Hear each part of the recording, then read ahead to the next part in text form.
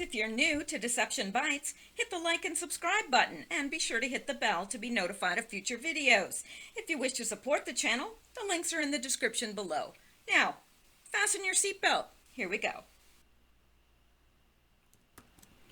Hi guys, how are y'all? It is Saturday, October 20th, and it is a great day.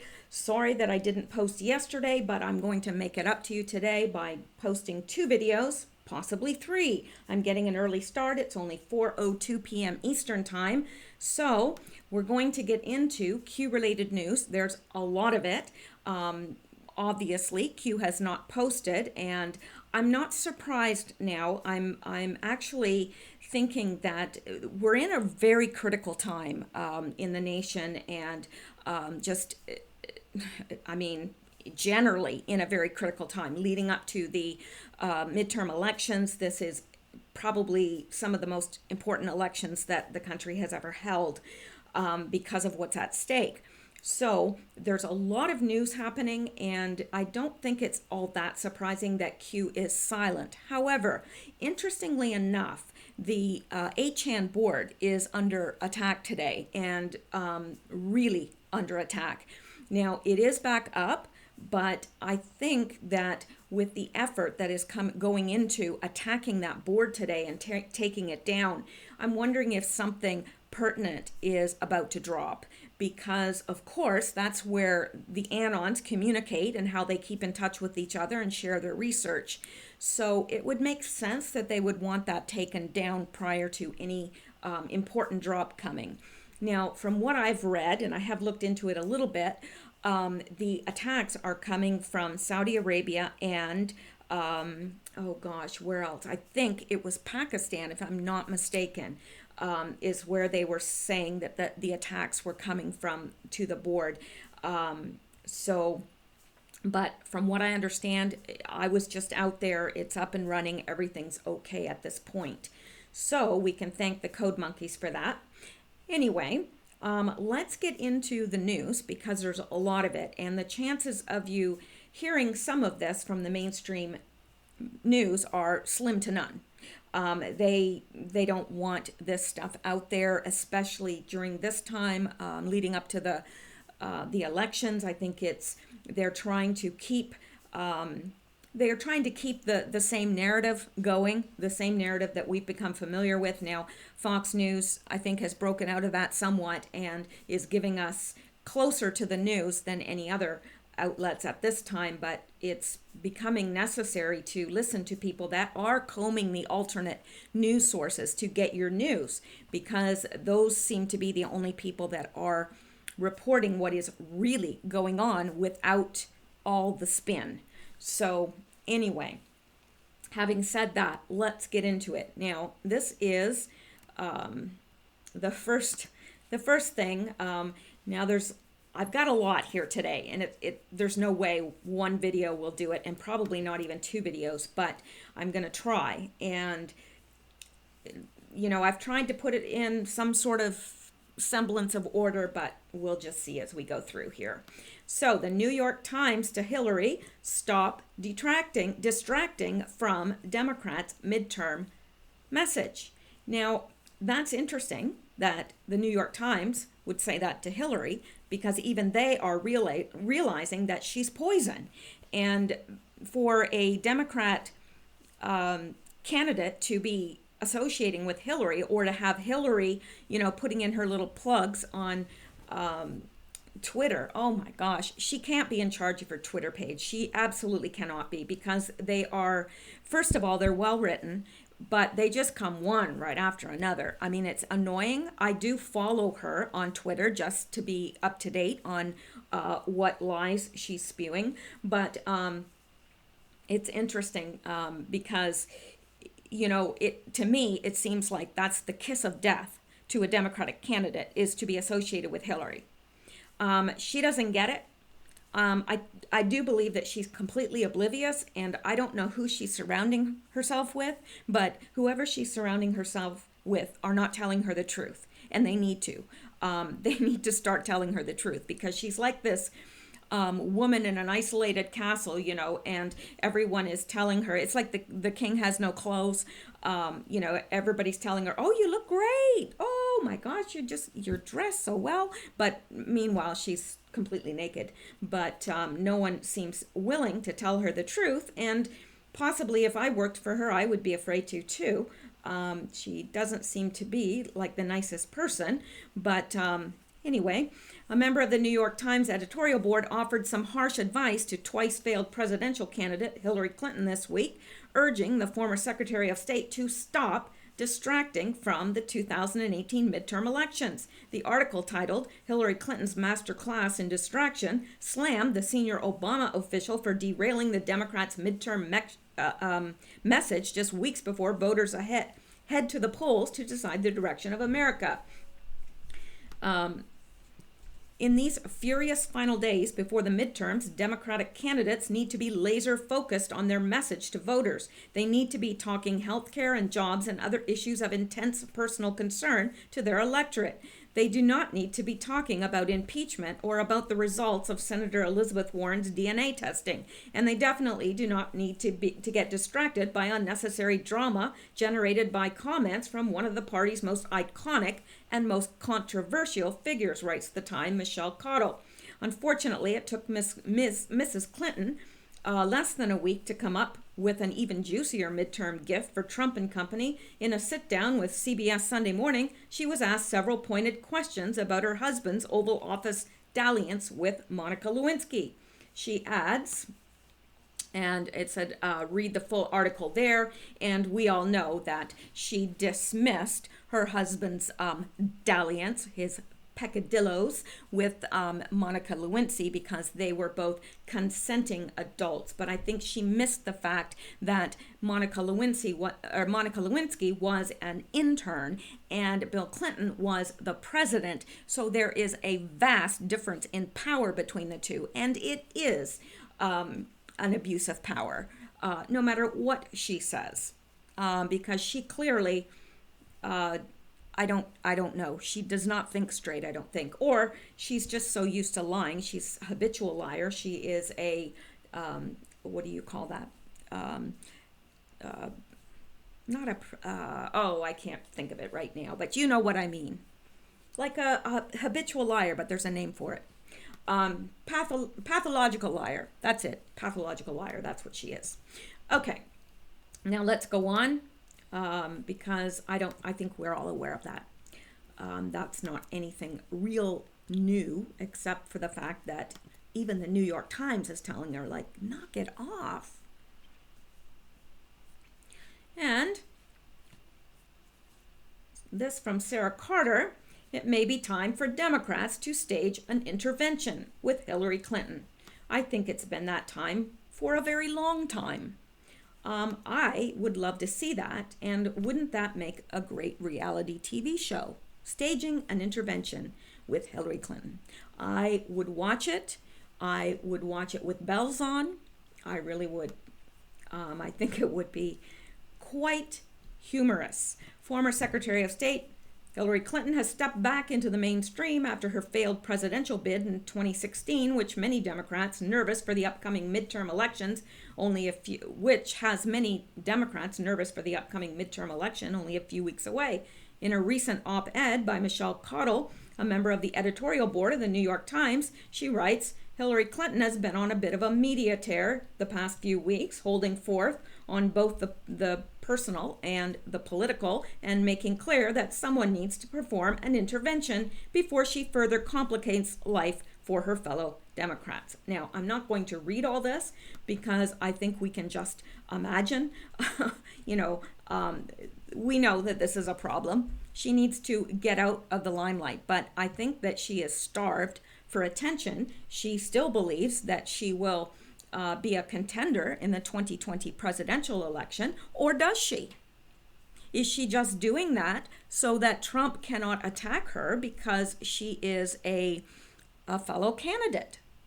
I don't know. It could be either. I do think she's deluded enough to think that she stands a chance in 2020, especially if they have ways to rig the election, which I believe that ability has been taken away, if I'm not mistaken, but I don't know. But it also could be that Hillary believes that, and rightfully so, that if she is a contender for the 2020 election, that she will be untouchable. Well, we'll see about that. I don't know. I don't know all the ins and outs of the laws concerning that, but I do know that she would be offered some protection as a 2020 candidate. So if she does indeed run, I'm not sure how that would play out. But any comments from you guys are more than welcome in the comments below. I do try to read them. Sometimes I don't get to every single one, but I do try my very best to read the comments, and I learn as much from you guys, probably more so than you learn from me, because there's a whole bunch of you and there's just one of me. So I appreciate it. And you don't have to agree with me in the comments at all. I'm not asking that. I don't expect that. In fact, I really don't expect that, because we are different people. We've had different situations in our lives, different frame of reference. And of course, we think differently on some things. So anyway,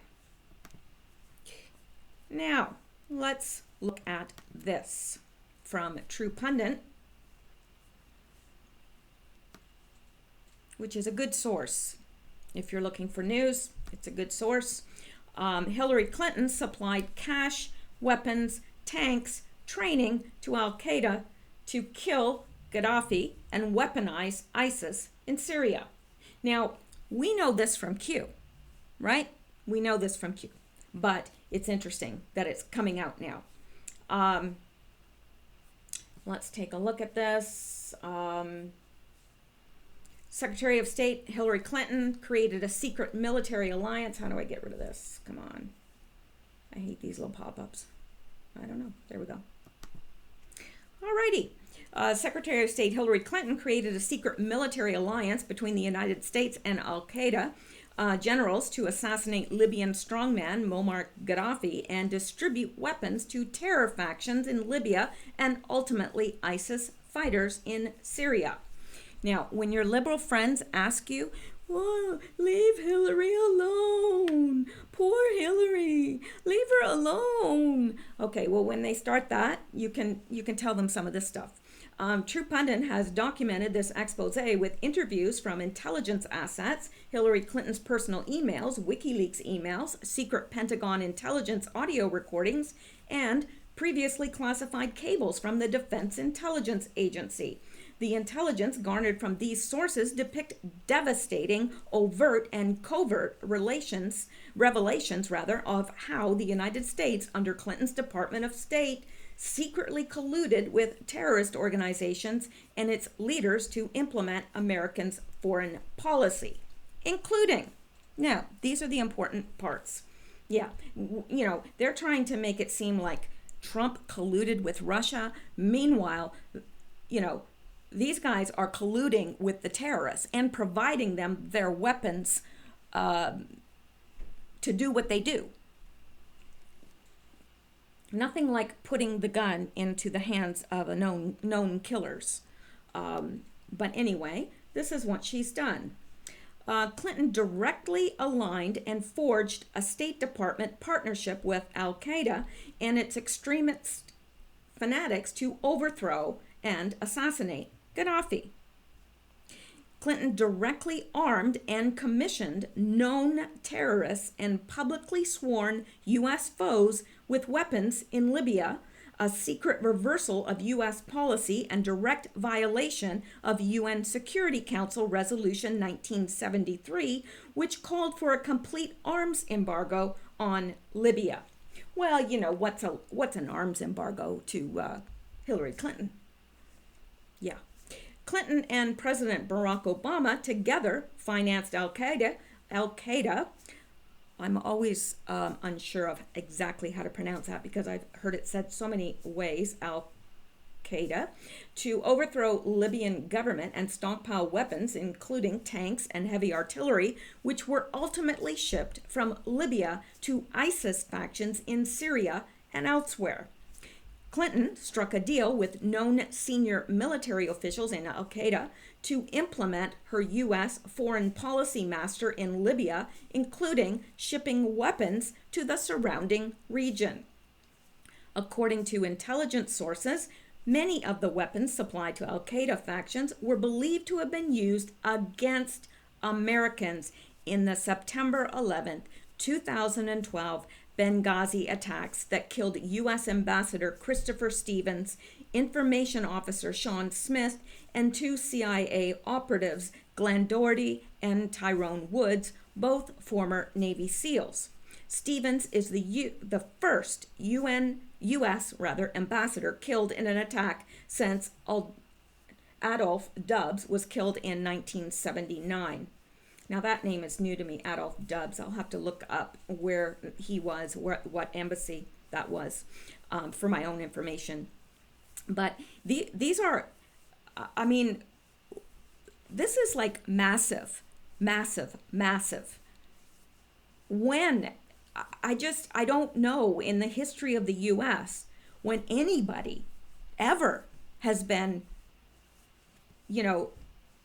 found to have done such things as this. I don't know. I mean, I know that there's a lot that's gone on, but I don't know. She obviously has absolute no loyalty to America whatsoever. None. Her only loyalty is to herself. She wants power and she wants money. That's it. Libyan officials were deeply worried that weapons were being funneled to U.S.-backed rebels with ties to Al Qaeda via Clinton's State Department, which they feared would ultimately create a vacuum and thereby a safe harbor for well-armed terrorists. Libyan officials cut off diplomatic talks with Clinton's State Department and instead worked with the Pentagon to avoid Clinton. Incredibly, the Pentagon initiated the diplomatic end run around Clinton because uninformed top brass, along with the Libyans, no longer trusted her. It's pretty wild. And she wants to be our president in 2020. Just let that sink in. This woman, could you imagine? Like I wake up in the morning and I say, oh, you know what? Hillary Clinton, she still isn't president. Oh, it's a good day. It's a good day. Really, think of what would be happening if she were president. It's not a pretty picture. A March 2011 email sent to Clinton's private email server from intelligence consulate and longtime confidant Cindy Blumenthal details a list of U.S. commissioned weapons supplied to Libyan rebels. Blumenthal's email details egregious political and legal questionable abuses stemming from Clinton's U.S. foreign policy in Libya. And we have to pray that Blumenthal is going to be held responsible too for his part in all of this. But as Blumenthal mentions, the United States didn't act alone. Using the public guise of humanitarian intervention in Libya to prevent a faux massacre by the Gaddafi regime, Britain, France, and Egypt acted with the U.S. to train and arm Al-Qaeda to assassinate Gaddafi and stockpile weapons to eventually ship to Syria. I think they mean Syria, not Syrian. Although the United Nations the United Nations and several key NATO countries, including the U.S., also assisted this rebel regime with airstrikes. Gaddafi was eventually assassinated on October 20th, 2011, at the hands of the Libyan rebels less than 6 months after Blumenthal's email. Blumenthal's gem-packed intelligence briefing highlights a list of weapons commissioned by the U.S. that the Libyan rebels had stockpiled in Benghazi for the plot against Gaddafi. And these knowledgeable sources add that the insurgents have the following weapons stockpiled in Benghazi. This from Blumenthal: 82 and 120 millimeter mortars, GPZ type machine guns, 12.7 millimeter machine guns mounted on 4x4 vehicles, some anti-aircraft batteries type ZSU 23-2 and 23-4, as well as man-portable air defense systems type SAM-7, some tanks type T-72, probably some fixed-wing aircraft and some light transport medium helicopters, a seemingly endless supply of AK-47 assault rifles and ammunitions, even for systems ZSU 23-4 and 23-2. Now, I am not, well, I know what an AK-7 is, and machine guns, but I'm really not up on weapons to be able to tell you how deadly these are, but I'm assuming that they would do mortal damage. Anyway, Blumenthal likewise details that French, British, and Egyptian Special Forces troops were training the rebels inside of western Egypt and in the western suburbs of Benghazi. He likewise acknowledges that the foreign troops are overseeing the transfer of weapons and supplies to the rebels, a direct violation of international law and UN resolutions. Blumenthal's information was corroborated by the Pentagon intelligence in a secret 2011 intelligence correspondence phone recording. A Pentagon asset assigned to Libya tells a Gaddafi regime insider in Tripoli that Clinton and her State Department plan to further weaponize Libyan rebels and ultimately Al-Qaeda with millions of funds and assets frozen from Gaddafi. Yeah. Now, this is interesting. I have not heard this. It's a 2011 secret intelligence recording. And Thomas Payne says audio, Pentagon intel asset tells Libyan officials Clinton plans to use frozen Gaddafi funds to weaponize Benghazi rebels and Al-Qaeda. Now, I'm not going to play this if it's too long, but we'll see what it says here. Oh, it's only 17.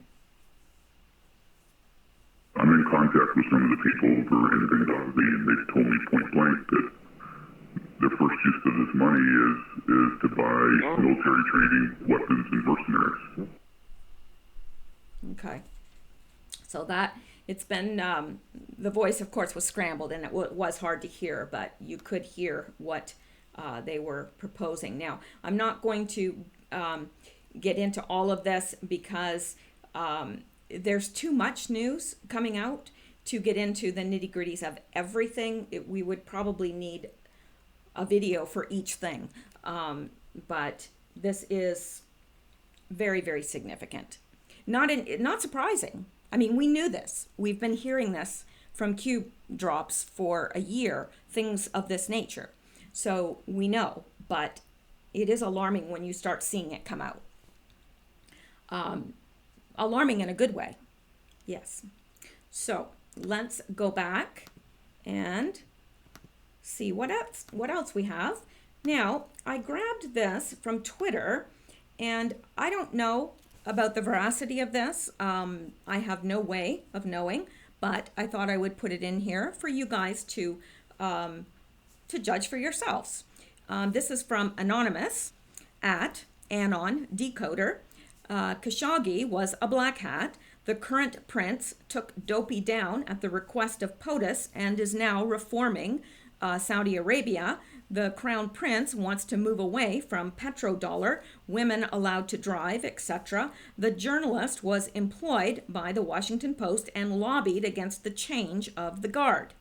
So whether that's true or not, I don't know. I have not looked into Khashoggi that much. What I do know is that his cousin, oddly enough, was Dodi Al-Fayed, which was, some people believe, as I do, that Dodi Al-Fayed and Princess Diana were in fact engaged when they were killed, and I do believe that they were murdered. I think that the evidence shows that, and there's some really good documentaries on YouTube about it. Really, really good. So that's something that you can look into if you're not aware of it. I think everybody's aware of it, but it's hard to know sometimes because people are in different stages of waking, and some people may be aware of things and it's old news to them, whereas people that are just waking up, it's like every single thing they hear, it's like, what? I've never heard that. So, don't be insulted if I mention things and say, well, maybe you've heard, maybe you haven't, because people listening, and I know this, are in different states of waking up. So something that's old news to you might not be to somebody else. So I don't want to insult anybody's intelligence because I know for, the vast majority of you listening are very awake and very aware of all this stuff. So I'll let you decide with that one, but let's look at this. Very interesting. Now, this was on Fox News, thankfully. The Texas Democrats under investigation after sending voting applications with citizenship box pre-checked to non-citizens. Now, it doesn't surprise me. I mean, considering this is California, the San Francisco Portland Register illegal. Hang on here. Giving non-citizens the right to vote. Portland's Maine pushing to allow legal refugees and asylum seekers to vote in certain local elections. San Francisco already taking it a step further by registering illegal immigrants to vote in city elections. But shouldn't the right to vote be based on citizenship? Joining me now is former California Republican Party Vice Chair Harmeet Dillon. Thank you for joining. Okay, I'm going to shut that off. It's good to know, to have that intro, but I'm not going to listen to them debate it because obviously, yes, voting should be based on citizenship. Otherwise, we could just all go over to Mexico when their elections are on and just vote there, right? We could go anywhere in any world in the world and vote, but the rest of the world, they don't allow that. You can't vote here. In Canada, if you are not a citizen, and yes, they're going to check, but for some reason you can in the States, and I know that for a fact because I am a legal resident of the U.S. and hold a green card, and I'm not legally able to vote, and yet I could have voted because no, they didn't check. They were always trying to sign me up to vote, always, and I'd have to explain to them. And a lot of times it was just, well, they don't really check that. Well, okay, maybe they don't really check that, but that's what I was told, and I'm going to obey the law. So that's how I viewed it. But anyway, it's interesting. And I don't think we have to belabor this. Really, we know what's going on. We know what they're doing. All the nitty gritty of it, I don't think we need to get into because there's a lot of news. But we do need to know that that's what they're doing. Because they know that they can't win legally. They can't win without cheating. So they're cheating. They register dead people to vote, babies, whatever they need to do. Dogs and cats. I mean, I don't know. Probably not dogs and cats, but not a bad idea. Anyway, let's go back here and see what other trouble we have. And I just thought this was interesting that a White House official called Trudeau that little punk kid running Canada. Well, it's applicable. He is a little punk kid running Canada. In fact, if you look, which I did, because I'm wondering, okay, what gives him the experience or whatever to run the country? Well, he's only held 2 jobs. One was a substitute drama teacher, and the other was a ski instructor. So we've got we have a skiing substitute drama teacher for a prime minister. Yes, we do. And when asked how he would take care of the budget, Trudeau said the budget would take care of itself. Well, my budget doesn't take care of itself. If I don't keep careful track, I either have no money or, I was going to say, or too much money. No, that's never happened. But, we all have to watch our budget. We all have a budget that we stick to, unless you're just massively wealthy. We all have a budget that we stick to, and how much more so when it's not your money, when it's taxpayers' money. Should you be sticking to a budget? But I guess Trudeau thinks that the budget balances itself magically. It's a magic budget. Now, this is a piece of good news that I wanted to throw in here too, from the Justice Department. Justice Department smashes record for violent crime, gun crime, illegal immigration prosecutions increases drug and white-collar prosecutions. Justice Department smashes record, and under the leadership of Attorney General Jeff Sessions, the Department of Justice charged the largest number of violent crimes and firearm defendants in its history in fiscal year 2018. So all of us, and there have been many of us, who have been despairing because we don't see anything happening. Well, things are happening. Things are happening behind the scene. We just don't see it and hear about it, but they're happening. Now, let me find where I left off here, right here, and let's go here. I can't remember what this is, but it'll be a surprise to both of us. Okay, yes, the latest. UN calls on Mexico, US to respect migrants. Well, first of all, these are not migrants. Now, why do I say that? Well, if they were, they would have to be traveling on foot over 100 miles a day to have covered the amount of territory that they've covered in the amount of time that they've covered it. So these people are being trucked or bused or whatever, first of all. Second of all, these people are waving their flags. You know, if I was, let's say something catastrophic happened in Canada and there was a bunch of us that decided to go to the border seeking asylum in the US. Now, if Canada was so bad and so awful and so terrible and so repressive and restrictive and whatever that we had to seek asylum in another nation, I really doubt we would be waving our Canadian flags. Okay, that doesn't even make sense. If you're fleeing from a country because it's so oppressive and whatever, you're not waving the flag of that country as you enter into the host country where you're wanting to take refuge. Makes no sense. The other thing is they have caught people giving money to these so-called migrants. Plus, they have been paying women and children to join the group so that it doesn't look like just a band of thugs, which basically it is, because they've already found 100 ISIS operatives in the group. They've already been stopped in Guatemala and detained.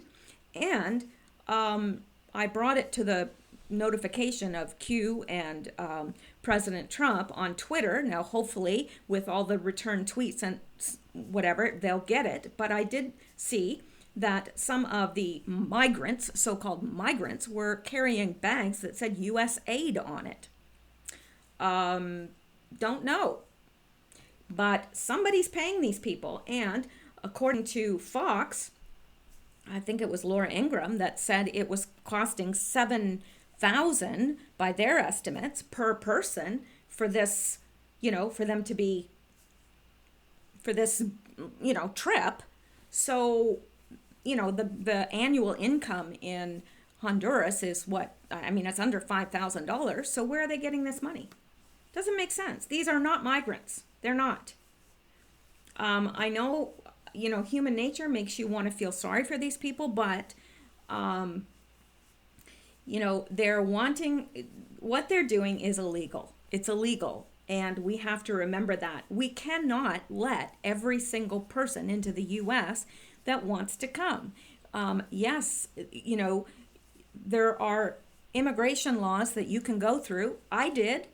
I had to do everything above board. I had to pay a lot of money to immigrate, and it took a lot of time and effort and tears shed, let me tell you. It was not an easy process, but I understood the process and I understood why it's in place, and I don't understand why whoever wants to come to the States cannot come legally. I don't understand that unless there's some reason, like you've got a criminal record, or, you don't pay your taxes, you don't work, whatever. Those are good reasons. The United States does not have to support everybody in the world. Anyway, So I don't think we need to read this. I mean, we could guess how the UN feels about it, but do we really care? I certainly don't. I don't think any of you guys do either. So, and how are we disrespecting the migrants by not letting them in? You tell me. I don't know. But let's go back, because there's plenty more. Now, this is interesting. The Brooklyn U.S. Attorney's Office has charged a New York man with threatening to murder and assault two U.S. senators in retaliation for their support for the confirmation of Brett Kavanaugh to the Supreme Court. The senators aren't identified by name in the complaint, and probably for good reason. But this is what we've come to. You know, this man, and he's not alone, I can assure you that, wants to assault two U.S. senators, murder and assault two U.S. senators because they supported Kavanaugh. And then you've got Dianne Feinstein saying, hey, you know what? If the Democrats win the House, well, we're going to open up another, investigation into Kavanaugh. Absolutely clueless, these people. Clueless. Unbelievable. She obviously didn't get the message the first time, did she? And don't tell me that she doesn't know that Christine Ford is a fraud. She knows. She knows full well. She doesn't care because it's, they want power at all costs. Power. That's what they want. They want power because they can just work their deals and get as rich as they want off the U.S. taxpayers, and they just want business as usual. Well, it's not business as usual. It's not. Not since Trump. There will never, I pray there will never be business as usual. I pray that this is the destruction of the old guard. I really do. The old guard needs to be destroyed, and I'm not talking about violence at all. I am not for violence. I don't agree with it for any reason, really, unless you are absolutely defending yourself. But anyway, let's go on here because this is interesting as well. Come on, the hamsters are a little sluggish today. All right, report. Los Angeles slow to implement typhus zone sanitation plan. Now, this is not good for those that live in that area. I don't know if any of you are close to this area or know what's happening there. I mean, what I'm reading and what is being described is absolutely horrific. It's like a third world country, and I guess when somebody's homeless, I mean, you poop in the street because you don't have a home to poop in. And I don't know what the answer is. Can they not bring in porta potties? Can they not pay people to clean this up? People in hazmat suits? I don't know. But a city plan to clean a section of downtown Los Angeles designated the typhus zone that was supposed to begin earlier this week has been delayed as more clusters of the disease are expected to appear throughout the region. And typhus has nothing to play with here. Like pooping in the streets and leaving these needles and everything everywhere is absolutely hazardous, not just to the homeless people, but to anyone in the region or passing through, as I'm sure that you all know. They haven't even started sanitizing and removing the trash and rats from this enlarged area. NBC4 investigative reporter Joel Grover revealed on Wednesday they don't even have a schedule together yet. Grover shared the information on KFI AM 640 Bill Handel show, where he described City Hall's response to the growing number of typhus infections as so slow and so bureaucratic. They don't have their act together, he claimed. Well, they better get their act together. Typhus is massively serious. 2 weeks ago, health officials warned of a typhus outbreak downtown, and Mayor Eric Garcetti vowed to devise a plan for containment. Typhus is transmitted by infected fleas, which are often carried by rodents and feral cats. While it cannot be passed person to person, typhus usually reaches humans by flea bites or infected flea feces. Flea feces. That just sounds nasty. Flea feces. In an investigation broadcast last Wednesday, Grover reported that the city has ignored mountains of trash crawling with rats that could have caused the disease to spread. Mountains of trash and rats like a third world country, but we found it in downtown LA, and the filth is causing a typhus epidemic that's infected downtown workers. Mayor now vows to clean it up fast in the wake of NBCLA team report. I'll be watching. And that's Joel Grover. Now, the problem is there's so much garbage and stuff piling up around downtown, we have a huge rat population, Grover said to Handle. Those fleas get on people's dogs. I see all of these people walking their dogs through downtown, and I think that person is potentially at risk. According to the Los Angeles Times, cleaning efforts targeting the typhus zone were supposed to have started on Monday. Garcetti has pledged $300,000 to pick up trash and sanitize that area, which includes part of Skid Row neighborhood, known for its high concentration of homeless people. Grover told Handel that he met with city sanitation officials last week who outlined a plan to remove rats, stray animals, and rotting garbage from designated zones.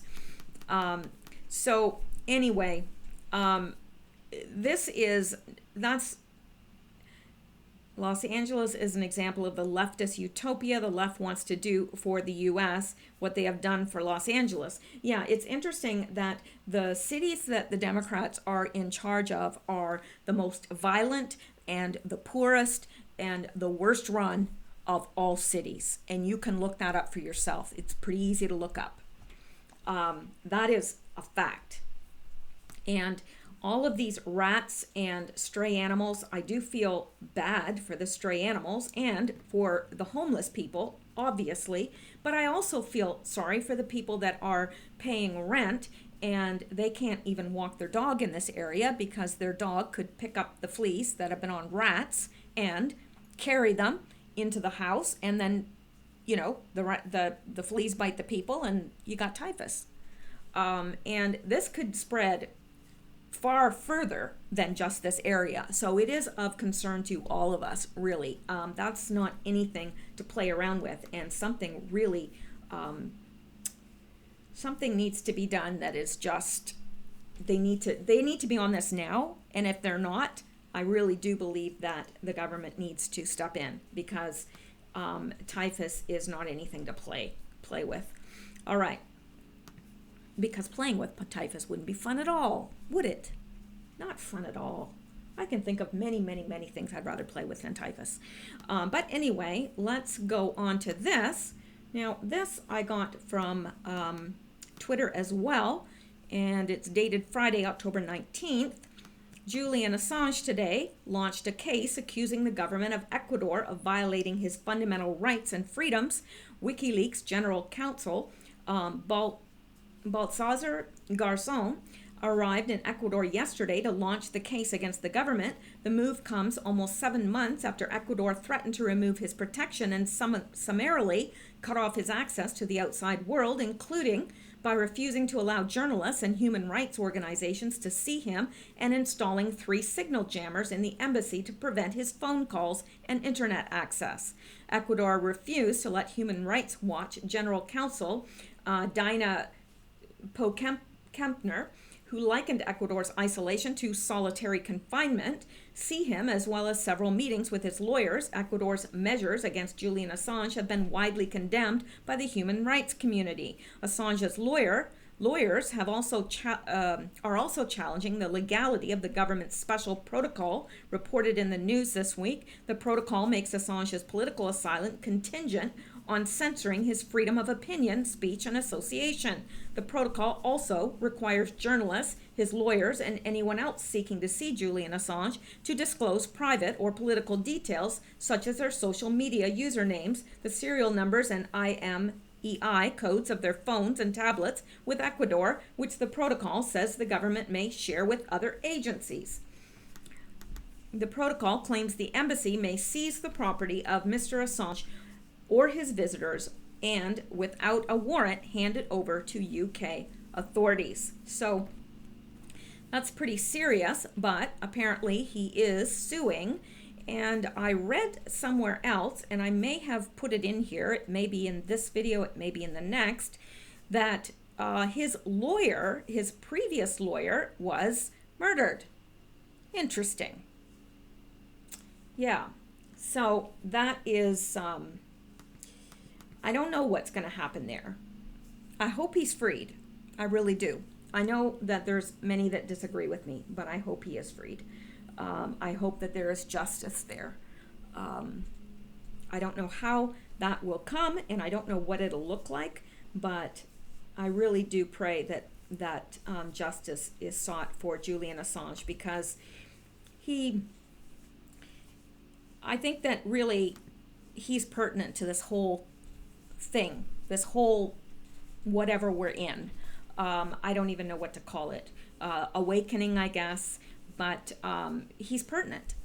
And I've heard now, I discounted it at first. I did report it, and then I discounted it. And now I'm back to believing it again, that Assange does have information that he will release about Hillary Clinton.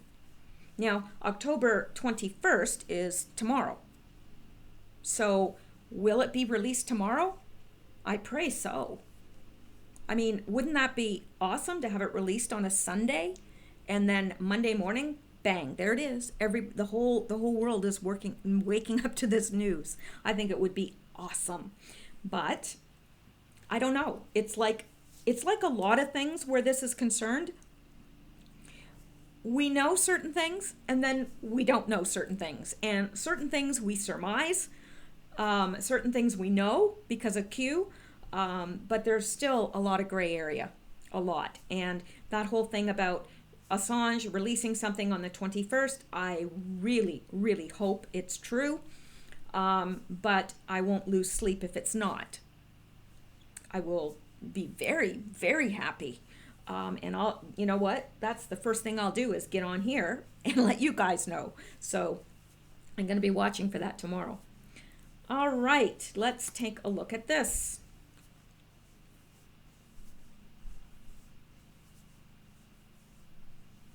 All right, now this is what I was mentioning earlier. 100 ISIS terrorists caught in Guatemala as Central American caravan heads to U.S. So, in a startling revelation, Guatemala's president announced in the country's largest newspaper that nearly 100 ISIS terrorists have been apprehended in the impoverished Central American nation. Why should Americans care about this? A caravan of Central American migrants is making its way north. Let's not forget that Guatemala is one of the countries that bombarded the U.S. with illegal immigrant minors under Barack Obama's open border free-for-all. They came in droves from Honduras, El Salvador, Guatemala, through the Mexican border, and for years, Uncle Sam rolled out the welcome mat, offering housing, food, medical treatment, and free education. A terrorist could have easily slipped in, considering the minors, coined unaccompanied alien children, were not properly vetted, and some turned out to be violent gangbangers who went on to commit heinous crimes in their adopted land of opportunity. In fact, the nation's most violent street gang, MS-13, was energized by the barrage of UACs. The Texas Department of Public Safety even issued a report documenting how MS-13 emerged as a top-tier gang in the state thanks to the influx of illegal alien gang members that came with the unaccompanied alien children. At the time, more than 60,000 unaccompanied alien children, many with criminal histories, had stormed into the U.S. in a matter of months. Tens of thousands more eventually made it north. Guatemala has long been known as a major smuggling corridor for foreigners from Africa and Asian countries making their way into the U.S. Last year, Guatemala's largest paper, Prensa Libre, published an in-depth piece on the inner workings of the international human smuggling network that moves migrants from Afghanistan, Pakistan, India, Nepal, and Bangladesh to the U.S. Individuals are sent to Dubai in the United Arab Emirates, then flown to Brazil before heading to Colombia. Once in South America, the migrants are transported to Panama before moving on to Costa Rica, then a central point on Guatemala. One Spanish news report refers to the Guatemala as human smuggling paradise because it's so easy to get fake passports. A few years ago, the head of Guatemala's passport division got arrested for selling fake passports to a group of Colombians, according to a government announcement. All this makes ISIS terrorists operating in Guatemala incredibly alarming. President Jimmy Morales confirmed it during a recent security conference attended by Vice President Mike Pence and Secretary of State Mike Pompeo, as well as the presidents of Honduras and El Salvador and other Latin American dignitaries. Morales said that his administration had captured close to 100 persons completely involved with terrorists, with ISIS, and we have not only detained them within our territory, but they've been deported to their country of origin. Several of the terrorists were Syrians caught with fake documents, according to Guatemala's head of intelligence. At the same event, President Morales also revealed that Guatemalan authorities captured more than 1,000 gangbangers, including members of the MS-13. Many more probably make it into the U.S. via the Mexican border, and a lot of them get released inside the country. In fact, Border Patrol agents in Texas have been ordered to release illegal immigrants caught entering through Mexico because detention facilities have no bed space, according to a news report. Earlier this year, Judicial Watch exposed a secret program started by Obama and continued by Trump that quietly relocates illegal immigrants to different parts of the country on commercial flights. Years earlier, Judicial Watch uncovered a similar DHS initiative that transported illegal immigrants, transferred them 116 miles north from Tucson to a Phoenix bus station where they went their separate way. The OTMs were from Honduras, Colombia, El Salvador, and Guatemala, and a security company contacted by the U.S. government drove the OTMs from the Border Patrol Tucson sector, where they were in custody, to Phoenix.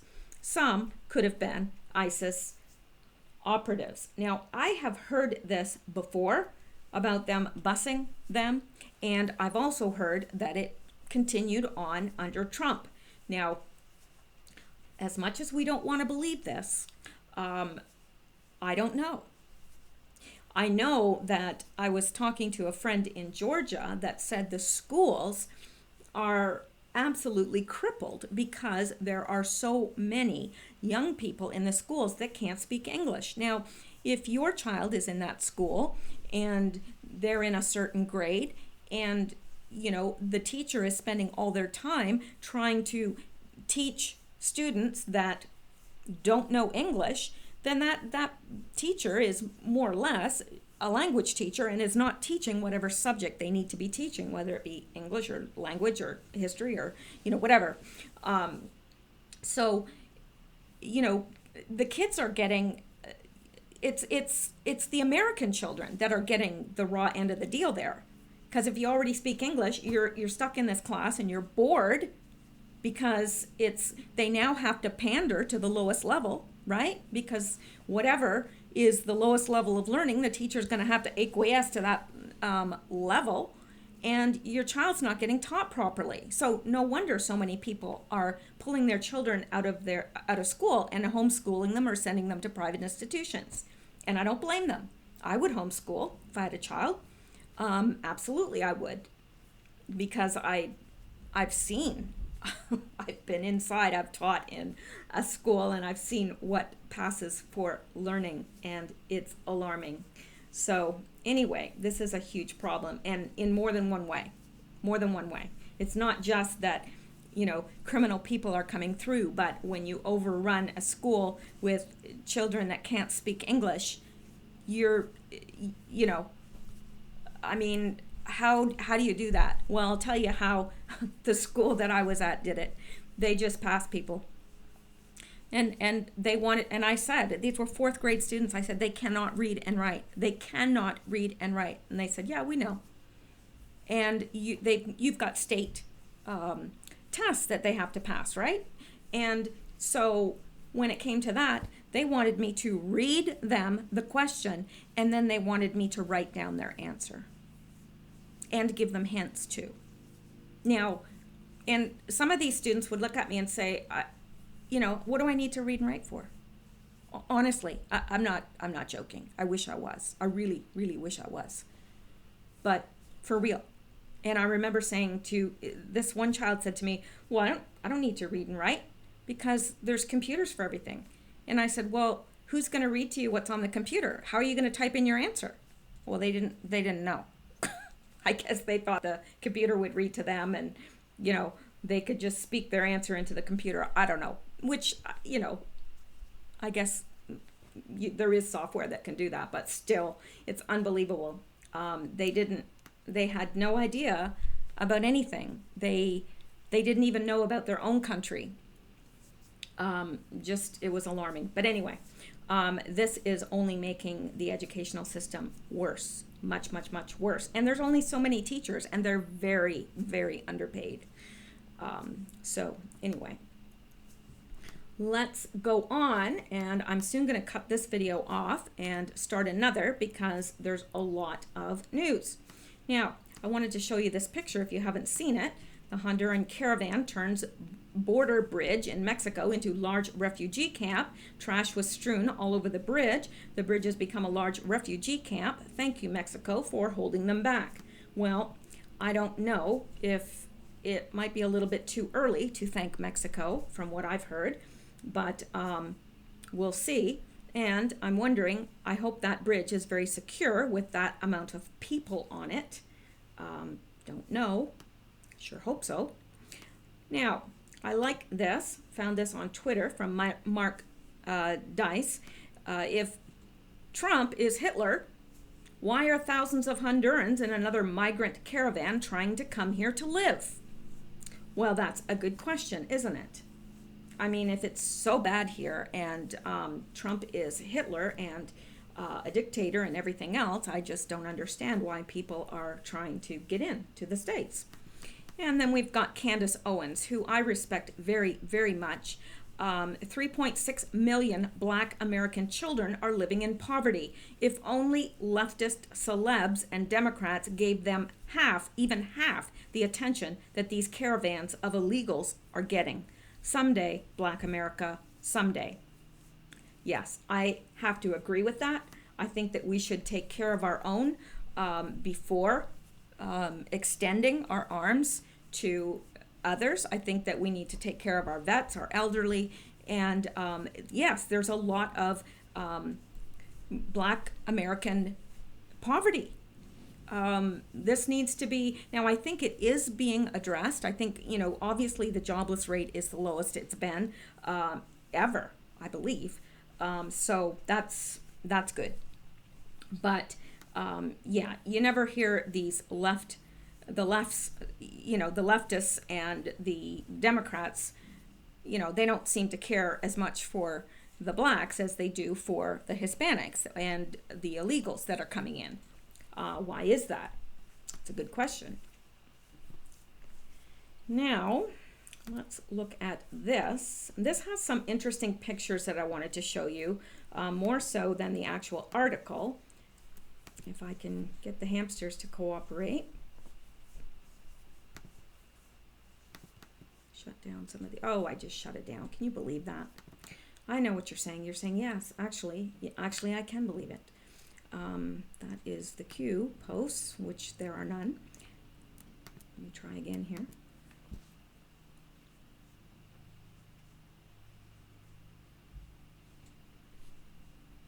All right, armed police tear gas Honduran migrants at Guatemala-Mexican border, but then let caravan of 4,000 pass through.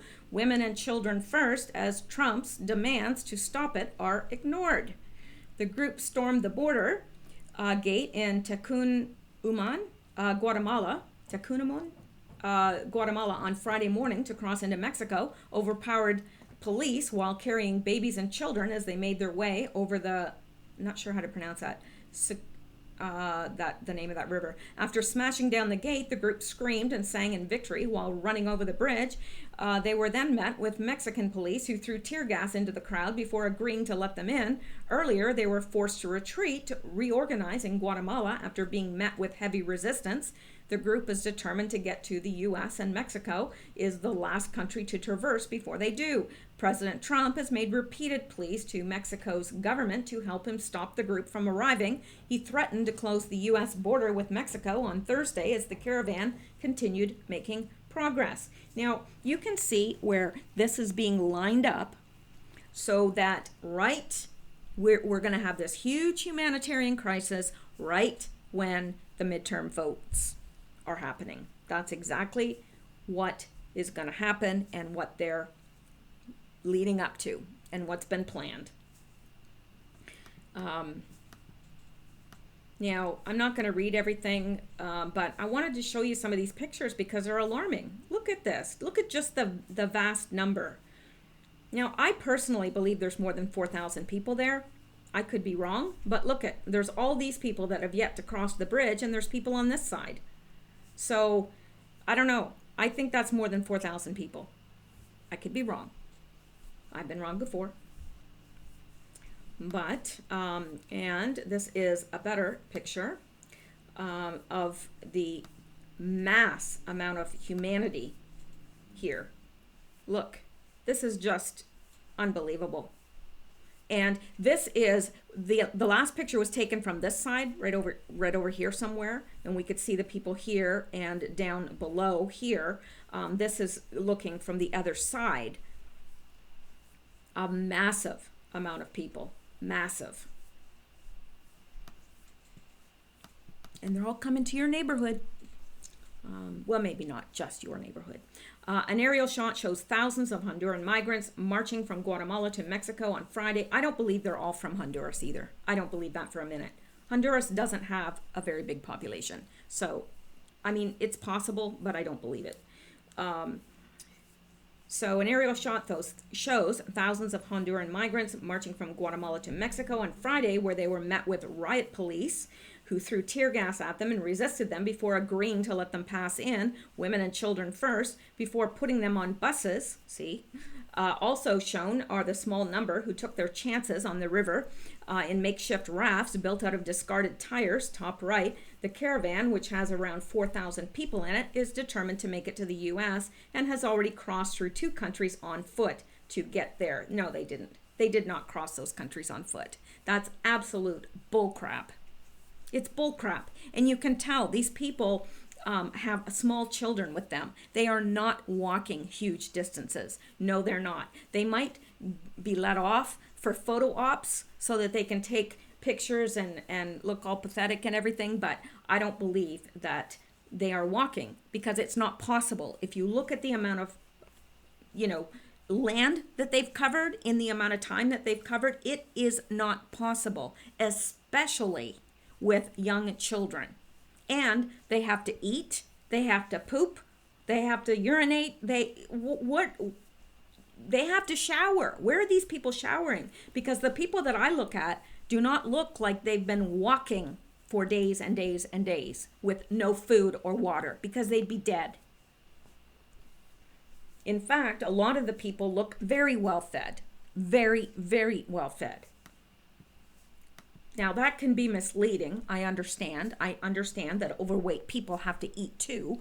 I'm not saying that, but these people do not look like they are starving and that they've walked for days and days and days with no food, no water, no place to urinate, no place to, can you imagine there's 4,000 people that all have to poop? There's so much of this story we're not being told. Where are they sleeping? They can't be walking all night, all day. Where are they sleeping?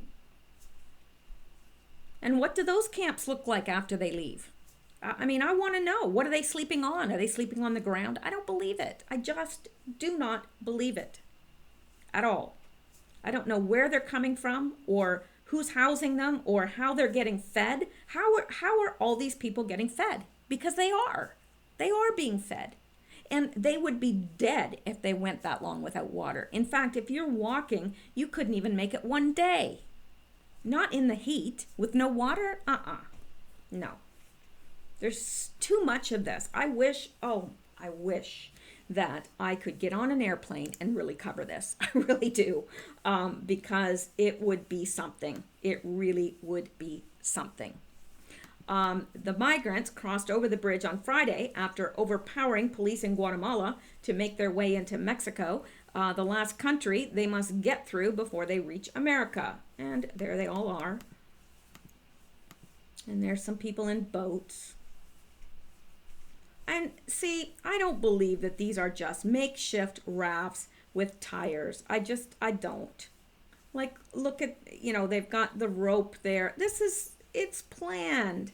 Come on. Where'd they find the tires? Where'd they find this stuff? Where'd they find these big sticks? Did they just, scrounge around and make rafts? And why would you make rafts to cross the river if you could just walk across the bridge? Doesn't make any sense. None of this makes sense. So anyway, the migrants were then allowed to cross the gates single file where Mexican police were waiting to put them on buses. Buses. Sources at the scene say they were told that they would be allowed to go further north, but where exactly the police are taking them remains unclear. Probably somewhere where they can sleep and be fed and, whatever. On Thursday night, Mexican officials struck a deal with the U.S., which involved them agreeing on sending any of the migrants who make their way into Mexico and claim asylum there to be put in shelters. So it remains to be seen what will happen with these people. And look at this guy. He has a professional recorder, and I've seen this before. That these are people that have professional equipment. Not cheap equipment. These are not cheap cameras that some of these people have. So it's being documented.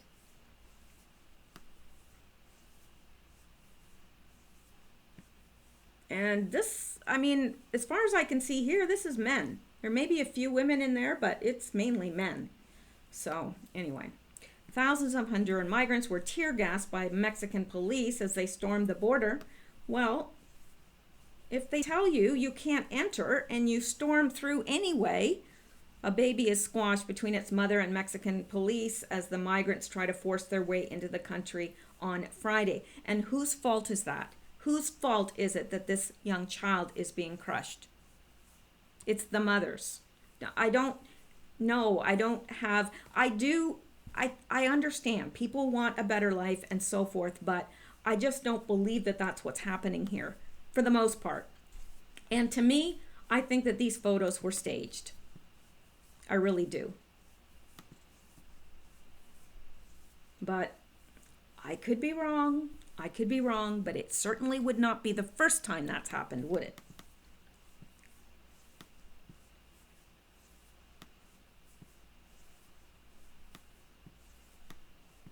They do tug at your heartstrings but these people, some of them probably, says a woman wipes blood from her face after splitting her tooth as she tried to cross into Mexico that's true. You can see that she split her tooth. But the thing is, I do believe this was organized by somebody, and they may be taking advantage. See, this guy has a camera of some sort, a video camera, videotaping it all.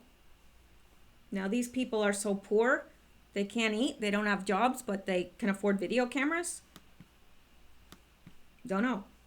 And I don't know.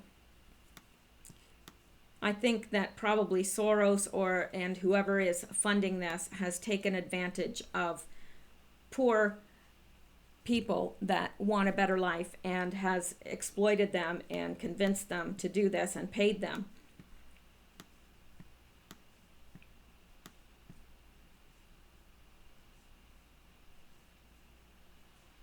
I'm just not convinced that this isn't a photo op. And what is the need for them to cross on rafts when there's a bridge? I don't understand that. Hondurans are seen waiting for fellow migrants to jump from Guatemala-Mexico International Border Bridge into the Secayet River to swim or board a raft to reach Mexico. There's a lot about this that doesn't make sense. That bridge goes right into Mexico. Honduran migrants hold up a child in a stroller, but look at this. Look, that's a professional camera. That is a reporter's camera. That camera cost thousands and thousands and thousands of dollars. That's not a migrant filming. I can assure you of that. Oh, and here's another professional camera over here. Those cameras are very expensive. Television cameras, oh my gosh, they're very expensive. I know that for a fact. Okay, now, caravan intends to cross into Mexico near Tapachula. Here, arrested. Okay, this was the head of the group, was arrested. Current location of caravan. Caravan begins in Honduras. Caravan crosses border. So it's come from here, San Pedro Sulu, and it's come through Guatemala. It's got to go through Mexico. But the ground that caravan has covered, there's no way they could walk that amount in the days. So, and again, I wanted this mostly for the pictures to show you. Now I don't know what. Oh, I guess that woman has red hair, so it looks like blood, or what's it saying? No, that's her hair. She's not bleeding. She has red hair.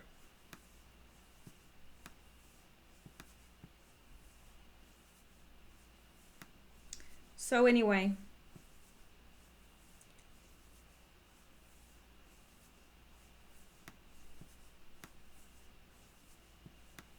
I don't know what to think about all this. I know it's not what we think it is. I know that. This is a massive horde of humanity here. And obviously, I mean, this is from the UK. So they're obviously wanting to, it's quite, and look at this guy. You telling me that this guy is from Honduras? He's wearing a shirt that says the future is female? Really? Well, look at all these people up here. Like, I think that the UK is trying to make this look like a certain way. You know what I'm saying? Because the UK is more in line with our leftist, the leftists of our government than it is with Trump. That's for darn sure. So here we go. Lots and lots of pictures here.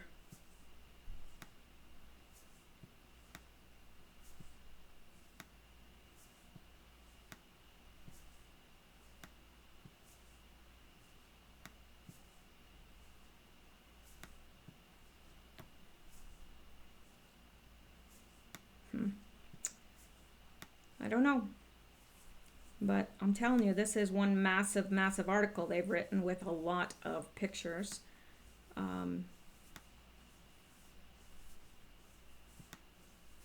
this could have been prevented. This could have been prevented. Anyway, and see, this is a setup, because look at the, the Daily Mail in UK. Honduran mom pleads with Donald Trump for help as thousands of illegal immigrants head to the US. Yes, that's right. They're illegal. Illegal. All right. Well, I'm going to move on from here. And let me see here. Let me go back. And I think this is interesting from Donald Trump, where he says, if Democrats would stop being obstructionists and come together, we could write up and agree to new immigration laws in less than 1 hour. Look at the needless pain and suffering they are causing. Look at the horrors taking place on the border. Chuck and Nancy, call me. Trump has been ready to talk about this for a very long time. But the Democrats won't agree to anything except a complete open border. Well, that's not what the American people want, and that's not what's going to happen. Because if they keep the borders open, there won't be a U.S. And that's quite evident.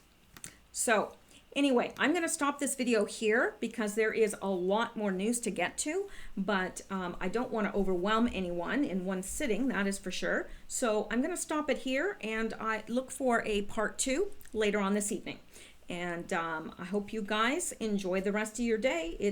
The day's still young. It's 5:16 p.m. Eastern time. So you still have plenty of mischief you can get up to today before sundown. All right. Talk to you guys later. Stay safe. Stay well.